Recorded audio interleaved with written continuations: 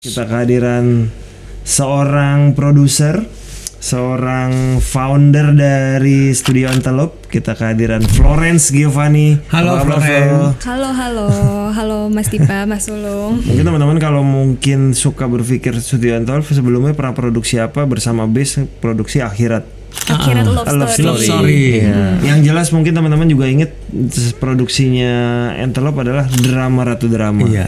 Itu salah satu series yang gue sangat suka. Jadi Studio Antelope tuh berdiri tahun berapa? Secara nama itu sebenarnya kita udah berdiri dari 2011. Secara nama ya. Secara nama, oke. Studio Antelope. Jadi aku kan sama Jason udah kita bikin film pendek gitu sebelumnya. Partnernya Jason Iskandar. Iya. Teman-teman sekalian, jadi biar teman-teman tahu Jason Iskandar itu adalah partnernya Flo di Studio Antelope dan juga sekaligus suaminya Flo juga. Iya. Menurut gue memang kadang tuh tidak selamanya jadi poin. Justru ini poin plus ketika pasangan karena itu udah saling tahu sama tahu kan. Apalagi mereka dari SMP di menurut gue. Iya. Iya kan? Jadi udah paham sih.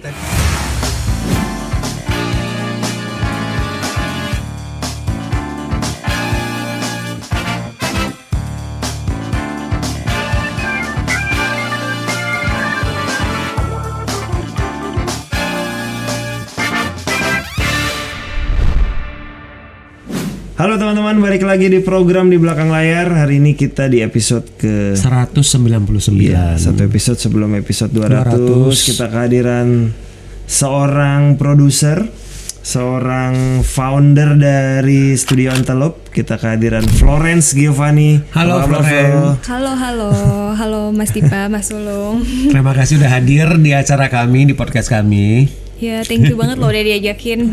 Itu bang, ini kita Flo, kita panggil Florence, kita panggil Flo. Flo ini salah satu bidang tamu yang gampang banget dan gue cepet banget gitu. Jadi gue WhatsApp Flo, minta kasihan Flo jadi bintang tamu. 3 menit kemudian dia balas dan dia bilang bisa. Segitu cepat, betul. Gampang ya anaknya. Segitu cepat prosesnya. Kalau yang lain pasti nanya dulu jadwal ya. Enggak, ngecek dulu apa dulu gitu. Flo langsung. Iya. Apa kabar Flo? Lagi ngerjain apa nih sekarang? Baik. Sekarang lagi mempersiapkan film sebenarnya yang akan produksi di pertengahan tahun. Jadi sekarang masih mempersiapkan layar sih, kita mulai buat bioskop. Jadi tahun ini gitu. Studio Antelope itu ada satu proyek layar lebar lah ya. Iya, rencana yang udah fix dan ada kemungkinan juga lebih dari satu sih sebenarnya. Oke. Mungkin teman-teman kalau mungkin suka berpikir Studio Antelope, sebelumnya pernah produksi apa bersama Base, produksi Akhirat Love Story. Lu datang nggak? Gue datang tuh gala premier. Iya, aku pertama kali ketemu Mas Sulung di situ. Flo sama Jason di sana. Enggak, saya nggak nonton. Itu kalau nggak salah 2021 pada saat pandemi kan. Gue benar-benar pandemi, soalnya gue inget nggak terlalu banyak datang gala premier. Iya. Yang jelas mungkin teman-teman juga inget produksinya Antelope adalah drama Ratu Drama. Iya. Itu salah satu series yang gue sangat suka. Real banget tuh rasanya di situ. Betul. Itu sutradara Aco Tenri. Yang sekarang lagi laris ya, hampir semua video klip Aco Tenri ya. Semuanya dia, betul. Iya. Jadi Studio Antelope tuh berdiri tahun berapa, Flo? Oke.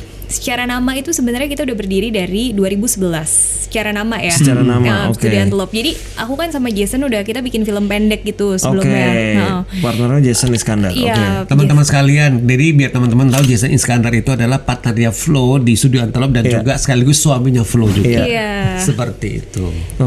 Jadi dulu kan kita bikin film pendek. Nah, kita merasa butuh dong nama gitu. Apa ya? Karena kan kita ngelihat semua film pendek pun punya gitu kayak nama-nama PH. Terus akhirnya kita cari, kita pakai nama Studio Antelope tuh 2011. Kenapa pakai nama Antelope? Karena waktu artinya itu apa? Sebenarnya awalnya banget ini kita nyari sih nama yang catchy gitu secara ini, dan kita punya beberapa opsi lah waktu itu. Salah satunya Antelope. Terus kita cari filosofisnya gitu kan. Nah, Antelope ini tuh salah satu binatang yang banyak digambar di zaman batu waktu. Jadi ini peradaban audiovisual pertama manusia di bumi tuh salah satunya mereka gambar-gambar di batu. Salah satu yang banyak banget kita lihat di ensiklopedia gitu tuh gambar Antelope. Jadi kita rasa kita kan mau mengerjakan karya-karya audiovisual dan ini kayak salah satu ini nih kayak gambar yang emang di zaman itu tuh digunakan gitu, di zaman batu. Mereka manusia pas zaman-zaman menggambar visual pertama itu, jadi kita rasa tepat. Dan antelope nih binatang yang sangat mengutamakan insting. Kayak kita merasa filmmaking kan emang ya pasti ada formula, cuman kayak tetap insting tuh yang penting gitu. Jadi kita rasa lumayan tepat sih nih menggunakan antelope gitu secara filosofis. Akhirnya sejak saat itu kita pakai nama antelope gitu. Nah, kita bikin tuh film pendek setiap setahun kurang lebih sekali lah ya kita bikin. Kita waktu itu kan belum zaman digital, jadi emang kayak kita daftarin ke festival film kayak ke JAV. Waktu itu ada festival film Solo dan beberapa festival film lain lah. Di Singapura juga festival yang di Singapura. Nah terus di 2014 baru kita merasa kayak kita harus lumayan seriusin antelope nih, kita bikin perusahaan gitu. Karena waktu itu kita mulai ada beberapa tawaran gitu kayak buat ngerjain. Awalnya sih sebenarnya kayak bikin short film branded gitu loh. Kayak kita karena mereka tahu kita bikin short film jadi ditawarin. Terus kan itu butuh kayak perusahaan ya yang kayak yang udah lebih legal. Jadi makanya kita jadiin perusahaan Flo, sih. Pembagian tugas Flo sama Jason gimana waktu bikin short film itu seperti apa pada tahun 2011 itu? Itu 2011 udah langsung sama Jason kan? Iya, sebenarnya kita pertama banget tuh 2010 bikin short film bareng yang aku sebagai produser dan Jason sebagai sutradara. Jadi itu yang menang di JAV ya? Itu yang menang di JAV. Kita dapat kayak Blencong Awards di JAV waktu tahun itu tuh. Karena gitu. ketemunya itu teman kuliah atau gimana sih, Flo? Kalau boleh tahu ya. Iya, teman SMP. Oh gitu. Satu SMP. Tapi SMA sama kuliah padahal nggak bareng. Iya, nggak bareng. Jadi aku kan SMP di Sanmar. Ya Jason juga. Terus kita sekelas. Sebenarnya kita sekelas kelas 1 dan kelas 3. Duduk bareng nggak? Kepo ya gue. Bener-bener nggak duduk bareng tapi seberangan. Oh gitu. Nah, gara-gara itu jadi jarang sih SMP cowok cewek bareng sih. Jarang sih. Terus kayak kita kita duduknya seberangan. Nah, jadi gara-gara itu sebenarnya aku sama Jason jadi pacaran dari SMP. Dari SMP udah pacaran. Iya, dari SMP. Ini benar-benar dari SMP sekarang nikah punya anak tuh nggak pernah putus, benar-benar terus. Benar-benar terus gitu. Mantap. Cinta pertama tuh gitu. Iya, terus SMA-nya kita di sekolah homogen soalnya. Jadi aku di Sanur, Jason di CC. Tapi kalian tetap pacaran. Tetap pacaran gitu. Dan Jason udah mulai bikin film waktu SMA. Aku belum benar-benar terlibat, cuman kayak aku dulu ikutan fotografi kan. Jadi dan kalau Jason ke acara-acara film gitu, dia udah ikutan workshop waktu itu. Dia pernah ikutan workshop pertama tuh yang The Body Shop yang mentorin tuh Mas Riri, Mbak Mira gitu waktu di zaman itu ya. Terus aku sering dateng lah ke acara-acara gitu. Jadi dan kayak waktu itu kan juga ada kayak Kino Forum, terus Bumbu Forum gitu. Nah itu mulai kayak sering-sering dateng nontonin film pendek gitu. Jadi dari situ mulai terpapar ke film sih. Kalau kuliah kalian kuliah apa waktu itu? Bidang ngambil fakultas apa? Aku kuliah DKV di UPH. Betul. Jason sosiologi di UGM. Di Jogja. Bahkan kotanya beda tuh. Long distance selama 5 tahun ya. Iya, kurang lebih sih. Kurang lebih 5 tahun. Kenapa? Pertanyaan penting adalah kenapa dua-duanya tidak ada yang memilih ke film? Iya. Oke, kalau aku tuh waktu itu aku udah aku belum kepikiran sih untuk sekolah film. Jadi tapi tahu pacarnya senang sama film itu aja ya. Dan aku kan mulai benar-benar ikutan terlibat di produksi itu waktu kuliah kan. Jadi kayak baru ikutan benar-benar terjun langsung gitu. Nah, jadi aku merasa kayaknya aku kuliah DKV aja deh, karena waktu itu aku lagi suka banget fotografi, aku suka graphic design, aku suka kayak hal-hal visual gitu waktu itu. Jadi aku merasa kayak DKV tepat nih. Dan waktu itu aku kan kuliah 2009, opsi kuliah film di Indonesia kan masih dikit banget. Ya ada sih pastinya IKJ yang kita semua udah tahu. Tapi kayak belum banyak kayak sekarang. Kalau sekarang kan banyak banget. Mungkin ada UMN, ada BINUS gitu-gitu. Nah waktu itu belum sebanyak itu. Jadi makanya akhirnya aku kuliah DKV. Jason emang sengaja dia nggak mau kuliah film karena dia merasa pertama karena opsinya juga cuma sedikit waktu itu, dan dia merasa kayaknya lebih baik dia mempelajari sosiologi supaya ketika dia bikin film maksudnya dia tahu tuh kayak apa ya, mungkin ketika dia bikin cerita, ketika dia ngedirect, dia tahu hal-hal yang lebih dari sekedar teknisnya gitu. Dia merasa teknis bisa mungkin dipelajari secara otodidak gitu sih.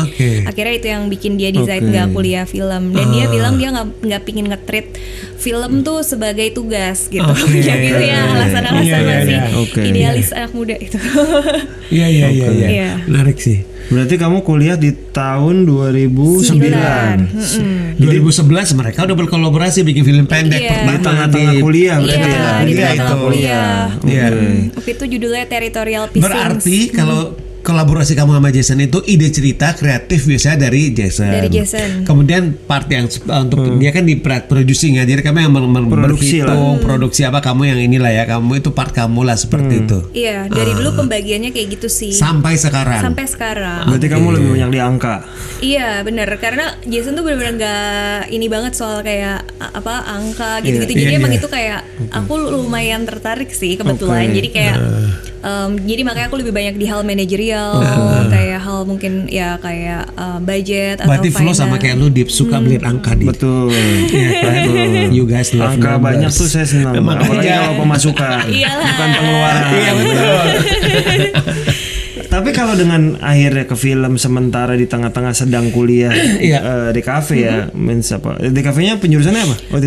Waktu itu sebenarnya nggak ada penjurusan khusus sih. Jadi global lah ya. Iya, kayak waktu itu jadi di kafe ya kita belajar semua. Sebenarnya ada sih kayak video design gitu. Cuman kayak nggak sampai ke film sih, itu lebih sederhana lah. Nah, berarti kan quote unquote meninggalkan atau meminggirkan itu semua. Emang nggak ada rasa kayaknya gue sebenarnya pengen lanjut di apapun yang berhubungan sama desain gitu? Sebenarnya ada. Jadi waktu aku lulus kuliah, ini masih kayak bingung gitu nih, harus arahnya mau kemana arahnya gitu mau kemana. ya. Di satu sisi kayak udah lumayan konsisten bikin film pendek ikutan gitu, hampir setiap tahun kayak kita bikin film pendek.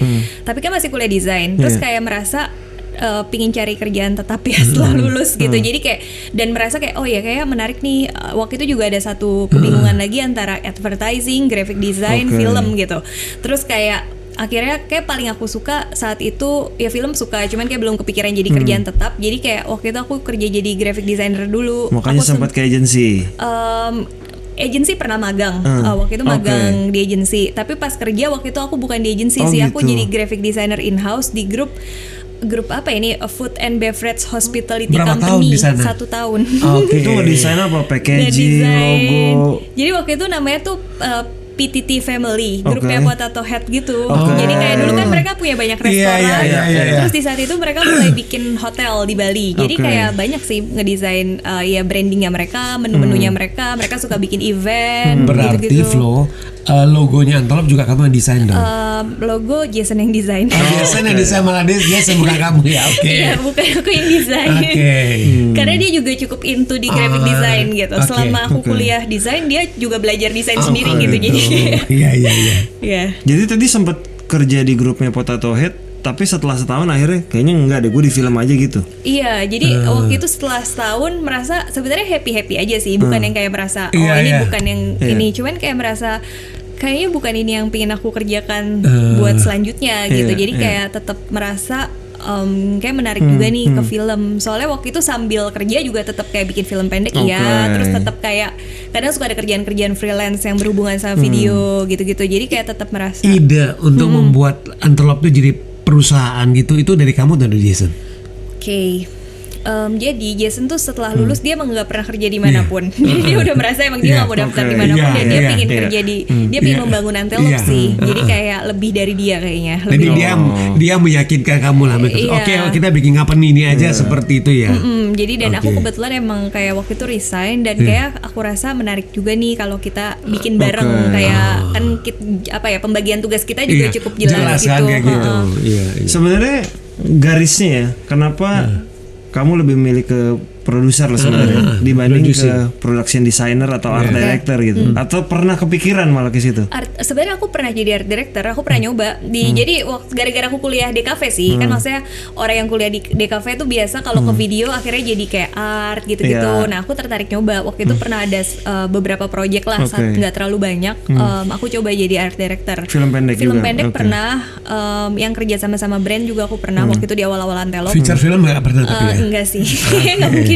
Ya, jadi kayak tapi merasa kayak nggak cocok sih, kayak secara ini kayak ini bukan yang aku mau gitu. Jadi setelah 1-2 kali percobaan kayak merasa aku jadi produser aja deh. Lebih kamu mungkin lebih interestnya di manajerial dibanding hal itu mungkin ya. Akhirnya manajerial karena lebih semuanya diurusin kayaknya. Flo, kamu kapan dapetin call bahwa kamu ngerasa bahwa producing film, ngurusin manajerial itu adalah panggilan kamu? Di saat kamu waktu ngurusin short film atau kamu pas udah bikin perusahaan? Callingan itu. Sebenarnya akhirnya setelah itu soalnya agak beriringan gitu Mas. Jadi pokoknya setelah aku nyoba gitu jadi art director, sebenarnya aku pernah nyoba-nyoba yang lain juga. Aku pernah megang kamera, tapi nggak sampai jadi DP ya, jadi videographer aja gitu pernah. Aku pernah juga coba-coba jadi sound recordist gitu. Tapi kayak merasa kayak nggak ada yang cocok nih. Boleh cobain. Sutradara nggak sekalian? Sutradara tuh aku sempet coba juga, tapi bukan buat short film ya, buat project-project yang kita kerja sama brand gitu. Aku sempet nyoba gitu, tapi kayak ini nggak cocok deh gitu. Jadi akhirnya aku decide kayak setelah aku mencoba semua, jadi produser paling cocok, paling nyaman dan paling apa yang aku cari dan pengen aku lakukan gitu. Jadi makanya akhirnya aku decide sejak saat itu udah nggak pernah nyoba-nyoba yang lain. Oke, berarti sekarang Studio Envelope kurang lebih berdiri kalau mau disebut dari 2011 kan udah 14 tahun. Iya, 14 tahun. Perjalanan yang lumayan banyak. Sekarang udah berapa orang di Envelope? Sekarang tuh sama aku dan Jason kita ada 10 orang yang in-house gitu. Kurang lebih tuh produser, jadi ada beberapa produser selain aku, kita ada 2 produser lain. Lalu kita punya juga writer, ada 2 orang. Nah sisanya ini lebih banyak operasional sih, kayak kita punya ya kita soalnya lumayan mengelola sosmed kita juga, jadi kita ada social media manager, terus kita ada graphic designer, lalu sisanya sih lebih ke finance, terus office assistant. Slim gitu. tapi solid loh. Iya, nggak banyak loh. Slim. Gitu. Tapi kalau dengan 10 orang ini Envelope tuh goalsnya akan apa aja misalnya? Kan ada yang memang enggak, gue mau fokusnya khusus layar lebar, ada yang gue mau khususnya bikin TVC, ada yang semuanya gue ambil. Sebenarnya tujuan utama kita pingin bikin film dan series sih. Itu yang kayak kita inginkan banget dari dulu. Cuman emang menuju ke sana kadang sambil menghidupi sambil menghidupi, dan soalnya kita tuh kayak lumayan ada tawaran, kan sayang kalau nggak diambil ya. Jadi kayak tetap aja kita kerjakan sih. Kalau kayak kerja sama brand, bikin entah itu short film, web series, documentary, ya profile gitu, kadang digital ads ya kadang kita kerjakan juga gitu. Cuman harapan mungkin kayak goals akhirnya kita pingin bikin film dan series. NDA-nya memang lebih ke film sama ke series sebenarnya gitu. Betul. Ketika akhirnya memutuskan udah full, kayaknya gue di film deh gitu. Keluarga tanggapannya gimana?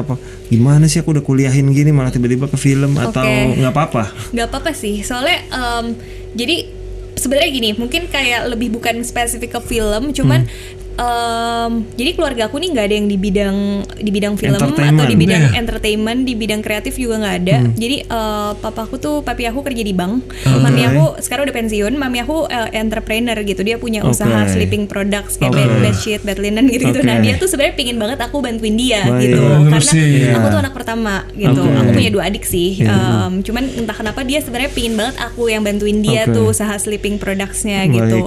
Karena mungkin mama udah melihat potensi untuk bisa meneruskan legasinya. Dan silsilah keluarga biasanya terbiasa meneruskan apa yang sudah dilakukan oleh orang tua kan? Iya, mungkin ya, dia tuh dulu sempet pingin gitu. Jadi waktu kuliah aku sempet kayak diminta dia sambil bantuin dia gitu lah. Kadang kalau lagi libur gitu, kan libur kuliah berapa bulan aku bantuin ke kantor dia gitu. Tapi lagi-lagi merasa gak cocok. Jadi kayak akhirnya aku merasa kayak aku tetap pingin kerja sendiri sih, bukan maksudnya aku pingin entrepreneurnya sama lah, tapi gak meneruskan usaha gitu yang dia kerjakan gitu. Jadi akhirnya ya dia sih akhirnya menerima aja gitu, kayak ya toh akhirnya aku punya kerjaan lain juga gitu. Itu doang sih sebenarnya, kayak lebih kalau ditanya kenapa ke film gitu enggak sih, mereka happy aja kok. Lebih kayak yang penting kan menghasilkan kok, bener kok kerjaannya gitu ya. Yang penting kan menghasilkan uang gitu-gitu, selama itu kayak mereka fine sih mau kerja apa aja. Lo bisa share nggak journey waktu kamu sama Jason bikin feature film kalian yang pertama? Jadi sebenarnya awalnya banget yang pingin jadi feature film pertama Jason tuh First Breath After Coma sebenarnya. Itu karena ini yang sekarang lagi di develop lagi di develop, benar, karena itu tuh sebenarnya idenya udah ada dari 2014. Itu pertama Jason sempat ngembangin ide itu di film lab di Singapura gitu. Dia sempat ngembangin. Nah, cuman kita jadi waktu itu kita berusaha mau produce itu film. Cuman waktu itu masih sangat clueless, kayak bingung gitu, kayak secara belum kenal banyak orang. Terus dari segi dia sebagai director kayak juga belum segitunya sematang itu, dan aku sebagai produser juga masih sangat clueless soal gimana sih cara memproduce film, feature film ya, bukan short film. Mungkin waktu itu short film udah bikin beberapa. Cuman kan beda banget nih kayak keseluruhannya beda banget. Jadi waktu itu akhirnya seiring berjalannya waktu kita ketemu sama Base Entertainment gitu. Kita sempat pitch beberapa idea. salah satunya First Breath After Coma juga kita pitch saat itu. Cuman kayaknya yang akhirnya mereka tertarik untuk produce tuh Akhirat Love Story yang kebetulan juga idenya Jason. Ya semua yang kita pitch idenya Jason lah basically. Terus karena mereka tertarik produce itu duluan, kita rasa menarik juga nih karena akhirnya kita bisa bikin feature film gitu. Terus toh idenya juga masih ide Jason, dia yang akan nulis, dia akan direct. Jadi akhirnya kita setuju kerjasama dengan Base untuk bikin film Akhirat Love Story gitu. Itu sih kita ketemu Mbak Shanti, Mas Aura. Sebenarnya awalnya kita kenalnya Mas Aura dulu. Jadi Mas Aura nih udah kenal pas zaman-zaman bikin branded content gitu. Karena Mas Aura kan dulu punya agensi kan. Famous kan. Kita sering kerja sama Famous udah beberapa tahun. Jadi gara-gara itu Mas Aura kan bikin Base, kita kenalan, ngobrol-ngobrol dan jadi kayak ini sih akhirnya tertarik kerja bareng. Dan Mbak Shanti waktu itu baru kenal di situ. Cuman aku tuh udah nonton film Mbak Shanti dari zaman SMA. Waktu itu kayak Sang Penari, The Photograph, Garuda di Dadaku gitu. Jadi kayak tertarik banget kerja bareng sama Mbak Shanti sih. Jadi di film Akhirat Love Story itu kamu tetap jadi produser? Iya, tetap jadi produser gitu. Barengan sama Mbak Shanti. Barengan sama Mbak Shanti, Mas Aura. Tapi untuk di itu dia lebih kamu yang incas lah ya. Iya sih, produksinya pasti di flow lah pasti. Iya, benar. Kalau secara kayak mungkin di lapangan gitu lebih banyak di aku sih gitu. Pengalaman apa yang kamu dapatin waktu kamu pertama kali nge-produce film lebar? Film panjang lagi. Pastinya tuh sangat challenging. Ditambah waktu itu kita kena tuh lagi pandemi. Iya benar. Jadi sempat ke break gitu. Syuting tuh 2020. Itu lagi pandeminya tuh lagi. September kita syuting. Lagi parah-parahnya itu ya. Benar. Tadinya tuh kita mau syuting April 2020. Pas baru mulai itu pandemi ya. Jadi mundur kan. Jadi kita udah reki, udah punya kru, udah first PPM, udah reki. Jadi sebenarnya udah cukup ready lah waktu itu. Jadi semua persiapan di awal tahun dong berarti ya? Iya benar, kita udah mulai banget tuh. Cuman tiba-tiba kan pandemi, kita harus break waktu itu. Jadi ya seluruh production di break. Kita nunggu tuh berapa bulan gimana ya kepastiannya. Pas kita mau mulai lagi, beberapa kru pastinya dia nggak bisa dong. Karena ternyata dia udah ada yang lain. Iya, udah ada yang mau jalan gitu-gitu. Jadi ya kita sempat kayak ada pergantian kru gitu-gitu juga ada tuh. kru yang sama, ada kru yang beda ya berarti? Iya, ada kru yang sama, ada kru yang talent beberapa beda. Talent? Talent kebetulan kalau yang utama tetap untungnya sama, masih sama berubah, sih, tetap sama untungnya. Kalau talent nih masih aman. Jadi Flo begitu dia dapetin project pertama dia sebagai produser di saat pandemi. Iya, jadi sebenarnya kurang ideal itu banget sih. Pelajarannya luar biasa yang kamu dapetin itu pembelajaran itu bahkan masih era ini. Masih swab atau bukan udah swab itu kalau 2020. PCR sama ini apa yang darah tuh?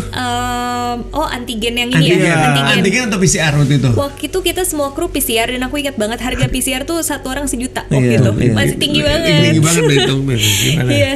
Ngerasain sih era-era syuting di seperti tahun itu. Ini. Tapi kamu selama syuting sempat break gak kan? Ada PPKM level 1, level 2 gitu sempat gak atau jalan terus? Untungnya setelah kita jalan, kita bisa jalan terus. Jadi gak harus break karena ada PPKM ya?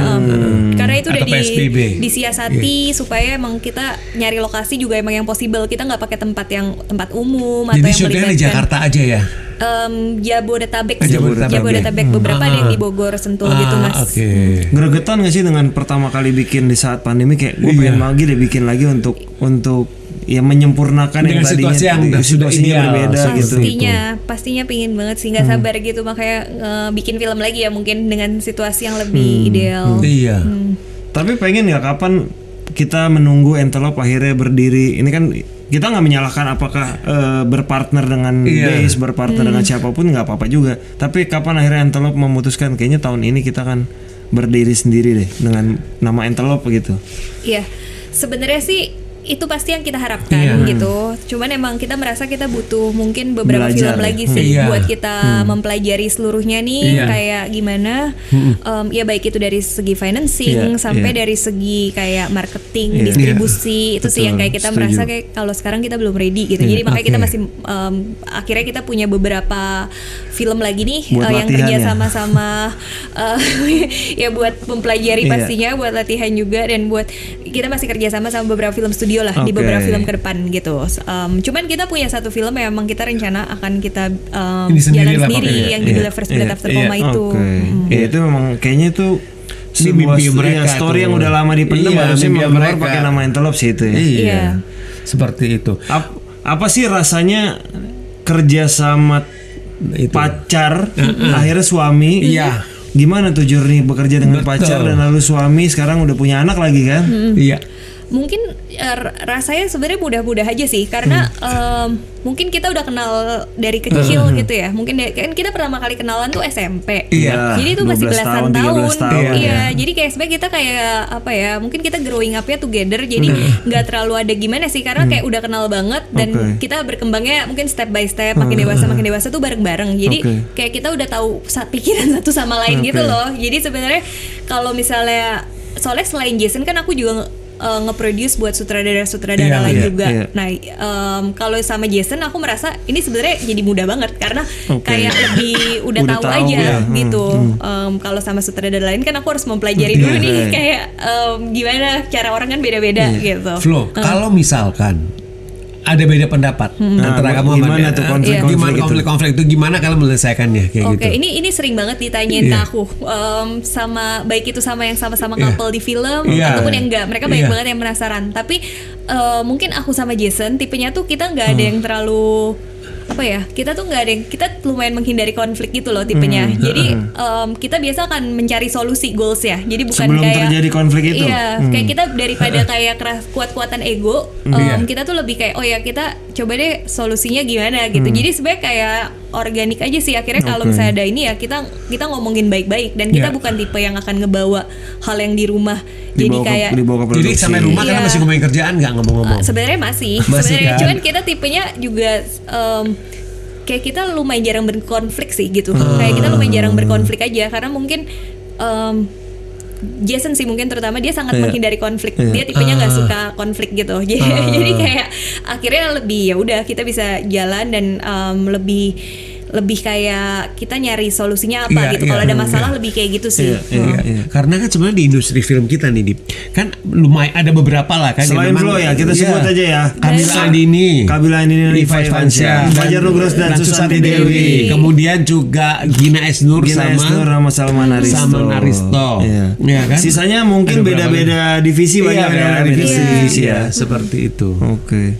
Tapi ya menurut gue memang kadang tuh tidak selamanya jadi poin. Justru ini poin plus ketika pasangan karena itu udah saling tahu sama tahu kan. Apalagi mereka dari SMP di menurut gue. Iya kan. Jadi udah paham sih. Tadi gue ada satu pertanyaan sekarang gue ingat. Waktu kalian berdua dan nonton Akhirat Love Story itu tayang di bioskop, itu perasaannya seperti apa sih? Sebenarnya kalau dari aku sih aku happy aja, cuman kayak ya pasti ada poin-poin yang aku rasa kayak mestinya bisa lebih bagus deh gitu. Tapi ada rasa maksudnya kayak bangga atau akhirnya maksudnya akhirnya bisa nih bisa produce nih film lebar ditonton sama banyak orang gitu loh. Itu pasti happy lah akhirnya kayak ini film yang akhirnya kita bikin film pendek udah banyak banget dan akhirnya kita punya film panjang nih itu gitu. Maksudnya. Jadi kayak itu sih pasti ada gitu. Cuman kan pasti kalau film yang udah dibuat kita akhirnya kayak mencari-cari apa yang bisa kita improve ya gitu. Kayak terutama mungkin lebih ke ini sih, ke director gitu. Kalau jadi kalian berdua diskusi lah, bisa apa aja yang bisa kita improve ya gitu kayak jadi kayak selalu ya tujuannya biar nextnya kita bisa lebih baik lagi gitu. Kayak gitu sih yang kita rasakan. Tapi ya kalau di luar itu kita happy banget akhirnya gitu.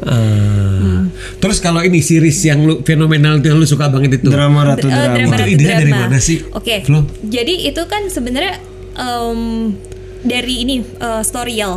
Storyal tuh jadi kayak Wattpad gitu kan. Steve Irawan kan, teman gua tuh. Nah itu punya dia. Jadi idenya tuh di Storyal namanya Sweetheart of Nobody gitu. Tapi ya ceritanya udah sama, emang kayak emang dia tuh pemain sinetron yang sering jadi antagonis dan ingin jadi protagonis gitu goalsnya kan. Jadi itu sebenarnya base yang akhirnya mempick up project itu mempick up project itu dan akhirnya mereka yang juga akhirnya ke video dan waktu itu yang menunjuk Aco juga dari base gitu.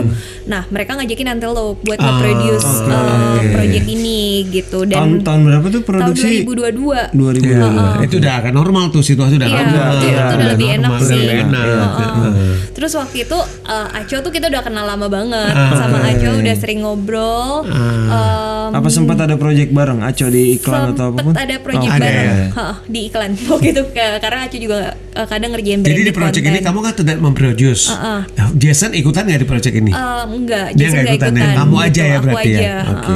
Jadi dan waktu itu pas tahu idenya dan tahu nih, oh Aco kan emang bokapnya Aco nih sutradara sinetron. Iya, betul. Dia udah sering banget nih main di tempat sinetron dari kecil gitu kan. Jadi merasa oh emang cocok banget gitu. Jadi kayak happy banget sih kerja sama di project itu gitu. Iya. Soalnya terus kalau nonton tuh kan kayak bagaimana mensiasati kadang-kadang budget produksi yang tidak terlalu besar menjadi sebuah skenario dan produksi itu gue cerdas banget pas wah ini cerdas sekali membuat scene. Sebenarnya aku mengharapkan rumah sakit yang numpang doang di dalam tengah-tengah rumah kan gitu. Gue sih berharap itu ada sequel sih. Ada sequelnya sebenarnya. Iya. Semoga video denger ya. Atau base denger. Gitu. Jadi kalau impiannya memang menuju ke layar lebar, kan kalau kita bahas layar lebar tuh, Flo tuh termasuk salah satu yang gue lihat cukup sering datang ke festival-festival luar lah gitu. Cukup rajin sih. Iya. Apakah goals lu dalam sebuah film memang ke festival dulu atau ke komersial atau kan ada beberapa tipikal PH produser itu kan berbeda. Maksudnya film yang mereka full produce gitu ya? Iya betul. Sebenarnya kalau ditanya aku tetap ingin bikin film untuk penonton Indonesia sih pastinya gitu. Cuman emang karena merasa yang paling deket aja sih sama kita penonton Indonesia. Cuman mungkin beberapa film yang kita punya nih, misalnya First Breath After Coma gitu, itu kayak itu kita rasa emang bisa dinikmatin lebih dari penonton Indonesia gitu. Kayaknya karena kita udah coba bawa itu waktu di project market atau di development di lab, itu kayak bisa tuh ngeresonate ke mereka cerita ini. Jadi kayaknya kalau emang cerita-cerita yang kita rasa bisa, kita tertarik banget buat bawa project ini ke luar nantinya. Maksudnya pengen coba ke festival film juga atau pengen coba bisa didistribusiin di luar gitu. Cuman sebenarnya goals utamanya tetap pengen bikin film untuk penonton Indonesia kok. Oke. First Breath After Coma tuh jadi sempat dibawa ke mana aja yang udah sempat?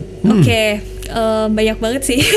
Sebenarnya jadi awalnya banget itu di Singapura itu yang Jason bawa sendiri tahun 2014. Cuman sempat ke on hold lah karena waktu itu kita ngerjain project Akhirat Love Story dulu. Nah, itu dibawa berarti dalam bentuk baru story aja. Story aja bahkan belum jadi treatment. Bahkan belum skenario juga belum itu ya? Belum. Kayak di tahun itu sih kayak baru benar-benar sinopsis deh. Karena lab yang di Singapura itu part of Singapore International Film Festival. Emang itu tuh benar-benar mereka ngegodok buat mencari core di awal. Jadi kayak benar-benar nyari sinopsis gitu-gitu, nyari sebenarnya ini mau bikin apa sih gitu. Itu benar-benar awal banget, early banget lah secara development. Terus next kita fokus bikin Akhirat, ini sempat ke hold. Setelah Akhirat rilis kita merasa harus balik nih di project ini. Nah, kita waktu itu bawa ke Filipina. Skenario belum jadi juga tuh belum? Belum, masih waktu itu udah treatment. Itu Full Circle Lab Filipina gitu. Waktu itu kita ke sana, terus habis Full Circle Lab Filipina itu udah jadi treatment. Nah, habis itu kita mulai nulis skrip tuh setelah itu. Ya nulis Jason sendiri. Pas nulis skrip, waktu itu kita ikutan ada namanya lab workshop ini Produ Ausut. Waktu itu mereka kerjasama sama Taika di Taiwan gitu. Jadi kita bawa ke Taipei tuh. Waktu itu lumayan 3 kali bolak-balik Taipei buat ngedevelop skrip itu. Mereka punya skrip consultant gitu. Terus waktu itu 3 kali di situ. Nah setelah itu ikutan Ties That Bind. Ties That Bind ini sebenarnya lebih buat production workshop gitu sih. Tapi tetap ada bahas skripnya juga karena mereka punya skrip consultant. Itu kalau kayak gitu Flo ikut juga apa Jason aja? Ikut juga, semuanya ikut sih. Itu di mana itu kalau yang Ties That Bind itu 2 kali workshop. Yang pertama di Taipei juga, yang kedua tuh di Udine di Itali. Oh di Itali. Habis itu kita ke Golden Horse Film Project Promotion. Taiwan juga, Taipei juga. Jadi sebenarnya nih project udah bolak-balik Taipei banget sih. Makanya kita merasa iya entah kenapa ini kayak berjodoh banget sama Taipei dan kita emang lagi explore beberapa co-producer dari Taipei juga karena kayak punya kedekatan gitu kita rasa gitu. Terus next nih mau ke Hong Kong gitu. So far dengan kalian udah berkeliling boleh bilang berkeliling ke beberapa negara gitu ya. Responnya seperti apa Flo? Responnya beda-beda. Pasti aku merasa kalau yang dari kayak Southeast Asia mungkin mereka masih merasa cukup dekat sama cerita ini, apalagi kayak Singapura atau Malaysia, Thailand mereka tahu lah Maksudnya aku nggak belum ceritain proyeknya di sini sama sekali. Cuma mungkin aku bisa kasih secara garis besar ya. Jadi ini family drama gitu tentang 3 kakak beradik yang mereka tuh sedang merawat ayahnya yang sedang koma gitu. Tapi 3 kakak beradik ini nih punya struggle masing-masing di kehidupannya dan setup cerita ini tuh di tahun 98. Jadi pasca kerusuhan. Jadi kayak 98 pasca kerusuhan dan waktu itu Orde Baru kan mulai turun gitu-gitu. Sampai tahun 2000 kenapa? Karena itu Chinese New Year pertama di Indonesia. Nah jadi ceritanya tuh berjalan segitu. Nah orang-orang di Southeast Asia tuh tahu kayak bisa relate. Apalagi kayak orang-orang Singapura kayak bahkan mereka tahu nih banyak orang Indonesia yang waktu itu datang ke Singapura buat kayak ngungsi gitu. Cuman kalau orang yang lebih di luar lagi kayak misalnya di Eropa gitu, mereka tuh jauh banget. Mereka bahkan baru tahu di Indonesia tuh ada Chinese gitu misalnya. Karena ini Chinese Indonesian family gitu. Mereka baru tahu kayak mereka taunya kan Indonesia kan dalam bayangan mereka nih ini kayak Muslim country gitu. Tapi kok kayak ternyata ada Chinese Indonesia gitu. Sedikit loh gitu. Dan banyak banget jumlahnya. Chinese Indonesia tuh salah satu Chinese diaspora yang paling banyak sebenarnya di dunia secara quantity gitu. Jadi kayak beda-beda gitu sih responnya. Dan film ini tuh setnya memang Chinese berarti. Keluarganya ini Chinese family. Keluarganya ini Chinese family gitu. Emang dekat banget sama kalian, dekat banget sama yang terjadi di Indonesia. Harusnya memang makanya that's why Taipei dan lain-lain mungkin juga relate kan ya. Relate kalau menurut gue sih kayak gitu juga gitu. Dan memang menurut gue emang ini harus diproduksi kalian sih. Sampai selesai dan tayang gitu. Harus. Kalau si internasional ini kan kalian udah berjalan udah lama ya, termasuk Singapura yang udah cukup lama gitu. Mereka tuh nggak gue nanya aja nggak tahu ya, nggak menuntut karena kok belum produksi nggak ada keharusan itu ya. Nggak ada sih, maksudnya karena mereka kan emang kalau proyek-proyek yang di develop dengan cara kayak gitu banyak banget yang waktunya tuh emang lama gitu, karena mereka bersabar gitu. Jadi kayak mereka emang kayak pelan-pelan developmentnya pelan-pelan mencari partner sampai mencari partner yang paling tepat untuk diproduksi gitu. Jadi banyak banget sih yang emang jadi memang kalian sambil jalan sampai mencari siapa yang akan menjadi co-producing juga sama-sama sama kalian kan seperti itu. Plan kita gitu. Nah harapannya sih kita bisa produce tahun depan sih buat untuk First Red Outer Coma ini karena kita merasa udah cukup lama. Ini sekarang udah bulan Maret, jadi nggak akan lama-lama kan juga sih. Skenario udah dapet, udah jadi. Sebenarnya grand man dikit-dikit udah ada lah ya. Iya, kita udah dapet kan. Financing beberapa udah kita secure sih. Udah ada. Masih harus dikumpulkan aja. Investor Indonesia lah tinggal ditambah kan, investor, kumpulin kru, kumpulin cash, produksi. Kan kadang ada kita tuh udah mulai aja dulu. Flo, rencananya selain Hong Kong mau ke berapa tempat lagi? Rencananya tahun ini masih ada masih ada Busan, masih ada rencananya. Nah sebenarnya tuh aku pengen banget bisa ke project market di Eropa sih. Karena kan waktu itu udah ke Golden Horse di Taipei, terus ini kan project market cuman maksudnya masih di Asia juga, Hong Kong. Makanya aku penasaran banget sebenarnya ngebawa project ini ke project market di Eropa. Sebenarnya ada beberapa yang kayak aku lagi coba apply gitu. Harapannya sih ada yang oke dan bisa kita datengin gitu sih tahun ini gitu.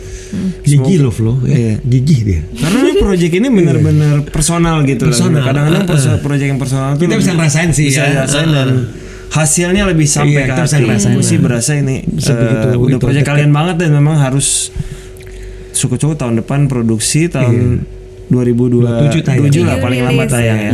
Harapan kita. Amin. Seperti itu. Tapi di luar project ini yang cukup panjang, Jason tuh kalau mau memproduksi harus dia yang skenario sendiri nggak atau masih menerima dari luar siapa nulis skenario-nya? Mungkin maksudnya sebagai director ya? Iya, sebagai director.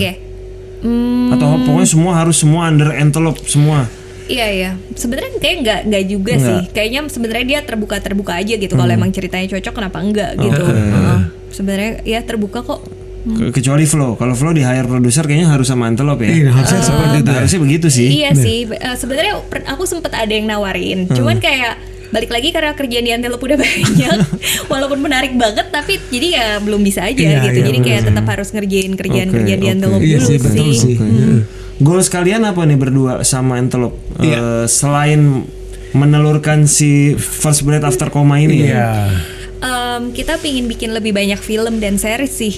Kalau goals kita di Antelope gitu, pingin bikin lebih banyak feature film, pingin bikin lebih banyak series juga gitu. Itu harapan kita sih. Di Antelope tuh berarti selain kamu ada produser lain juga? Ada dua. Ada dua lagi. Dua orang produser itu ya. Dua orang ini berarti bisa aja ketika lagi ngerjain apa TVC atau ngerjain brand produk brand video, berarti bisa mereka yang handle, nggak harus kamu berarti ya? Benar, bisa kok. Udah bisa dilepas ya berarti. Iya, di beberapa project juga mereka bisa handle sendiri gitu.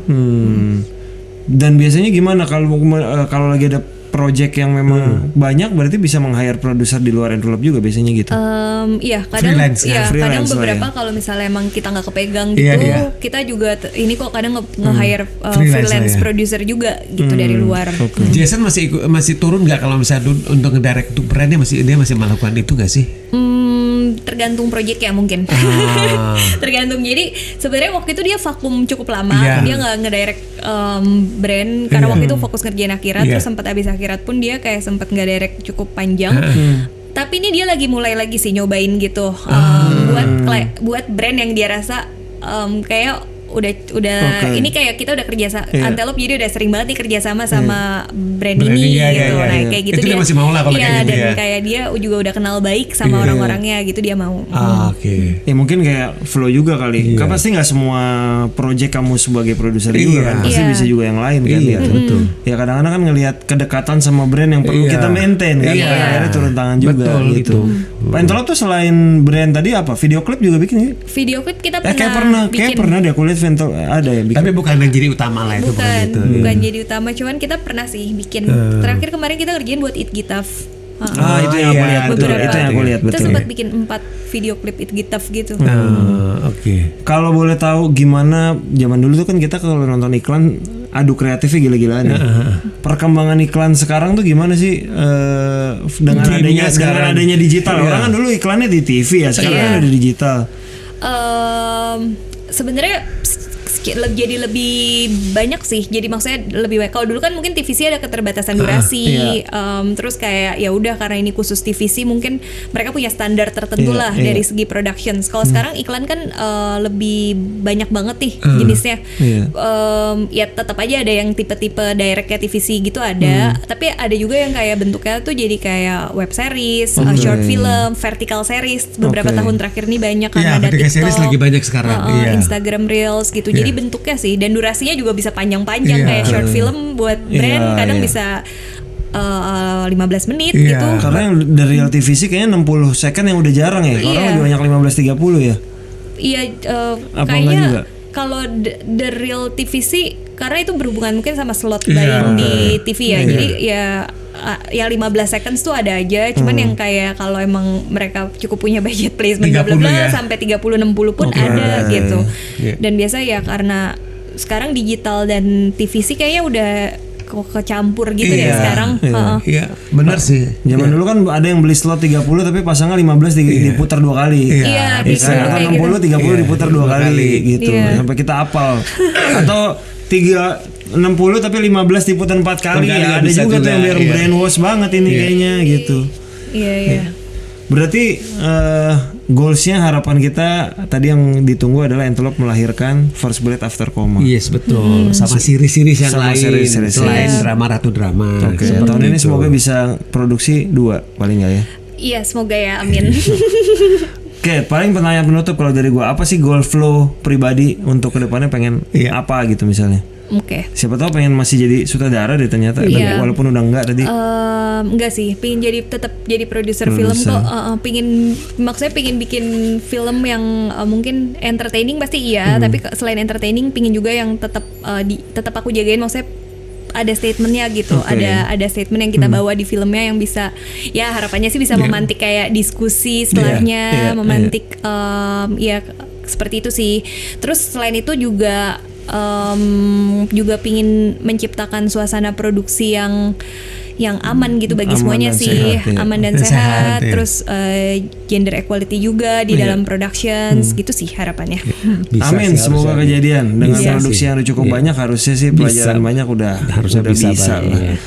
Flo, thanks a lot sudah mampir ke belakang layar. Thank you Mas Sulung, Mas Dipa udah lancar berbagi buat banyak projectnya, lancar-lancar buat First Breath After Coma yang kita tunggu banget.